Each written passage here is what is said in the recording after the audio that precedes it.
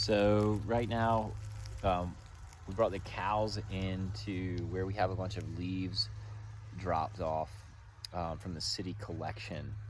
In the fall, they suck up leaves off the road, and then they bring them over here for free and drop them at our farm so that we can let them decompose, and then we use them as mulch on the garden.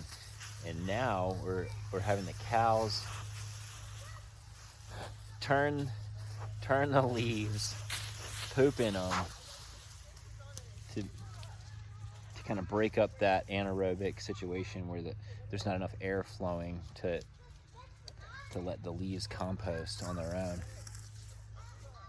And they're adding a lot of fertility to the garden space. Right here is going to be a couple of greenhouses that we're going to grow a lot of food in. So the cows are coming here, they're really enjoying themselves, and they're adding a lot of fertility and mixing up the organic debris to let it decompose even faster. So it's just one of the ways on our farm that we like to use nature and animals as tools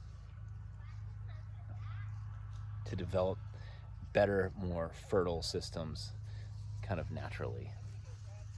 And plus it's really fun. As you can see, everybody's having a good time here.